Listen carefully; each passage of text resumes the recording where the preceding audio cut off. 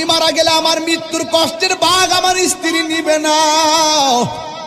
আমি মারা গেলে আমার কবরের ভিতরে বৃষ্টির পানি গলা পর্যন্ত উঠে যাবে। আমার ঘরে টিন দিয়া পানি পড়লে টিনের ছিদ্র বন্ধ করার মানুষ অভাব হবে না। কিন্তু আমার কবরে গলা পর্যন্ত পানি উঠে গেছে, আমার কবরের পানি সেচার কোনো মানুষ যাবে না। কথা বলেন ঠিক কিনা?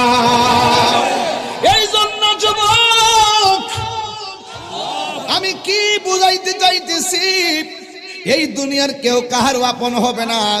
আপনি মরে যাবেন, আপনি মৃত্যুর বিছানায় পড়ে থাকবেন, কিন্তু আপনার কাছে একদিন আজরাইল যখন চলে আসবে, মায়া নিদন হারাইলাম ঘুমের ঘরে স্বপনে, আর কি দেখা হবে রে লালমাই বাসি জীবনে।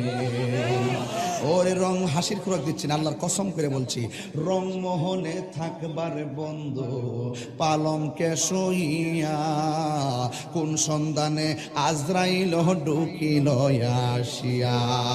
ওরে দুয়ারে প্রহরী থইয়া প্রবেশ করল কেমনে, দুয়ারে প্রহরী থইয়া প্রবেশ করল কেমনে, আর কি দেখা হবে রে লালমাই বাসি জীবনে।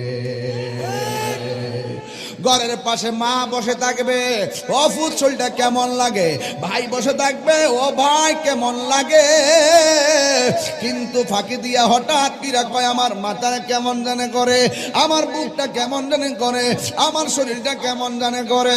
বাজার থেকে অ্যাম্বুলেন্স আনে, আইনা অ্যাম্বুলেন্সে ঢোকায়, দরজা জানালা বন্ধ, অক্সিজেনটা মুখে লাগায়, যাইতে যাইতে রওনা ঢাকা লেভেল, যাইতে যাইতে ঢাকা স্কয়ার, অথবা চলে যাবে গ্রিন হসপিটাল। কিন্তু গাড়ির ভিতরে সে ডাইনে যায় বামে যায়, ঘরের মানুষ ভাবতেছে তাড়াতাড়ি ডাক্তারের কাছে নিলে মনে বাঁচানো সম্ভব। একটু পরে দেখে রাস্তাটা ঠিকই আছে রে বাজি, একটু পরে দেখে হাতও লড়ে না, পাও লড়ে না, মাথাও লড়ে না, ফেড়ও লড়ে না, শ্বাসও বের হয় না। এবার গাড়ির ভিতরে মানুষগুলো ডানে তাকায় দেখে গ্লাস বন্ধ, বামে তাকায় দেখে গ্লাস বন্ধ, একটু বাতাসও গাড়ির ভিতরে ঢুকতে পারে না। এই ঘরের ভিতরে এত বড় আজরাইল গাড়ির ভিতরে কেমনে ঢুকলো?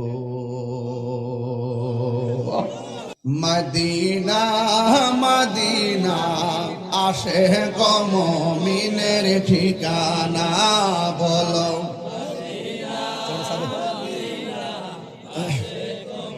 মিনের ঠিকানা।